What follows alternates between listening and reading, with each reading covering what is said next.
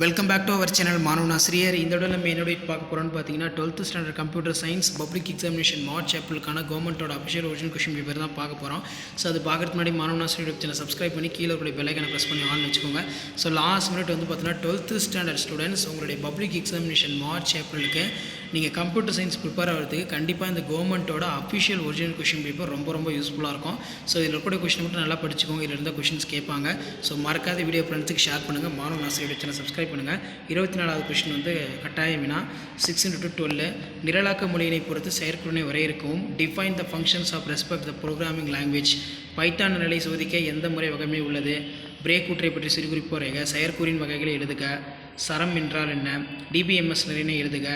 CSV கோப்பு என்றால் என்ன? பைத்தானின் லிஸ்ட் என்றால் என்ன? நெக்ஸ்ட் வந்து 6x3 அருவமாக்கம் வரையறுக்கவும். தரவு அருவமாக்கம் என்றால் என்ன? உள்ளமைப்பு வரையிலை எடுத்துக்காட்டு வரையறுக்கவும். நெறிமுறை என்றால் என்ன? ஏதேனும் 3 நெறிமுறையின் பண்புகளை எழுதுக. அடுத்து பார்த்தீங்கன்னா ஏதேனும் 3 டிடிஎல் கட்டளைகளை எழுதுக. பைத்தான் மற்றும் C+ வேறுபடுத்த ரொம்ப முக்கியம். கணித செயற்குறி பற்றி சிறுகுறிப்பு வரைக. 5 மார்க் பொறுத்த வரைக்கும் 5x5 25. இருமைய தேடல் என்றால் என்ன? எடுத்துக்காட்டி விளக்குக. பைத்தானில் உள்ள வில்லைகள் பற்றி எழுதுக. வார்மடக்கை பற்றி விரிவாக விடையளிக்கவும். மாலியின் வரையலினை எடுத்துக்காட்டுடன் எழுதுக.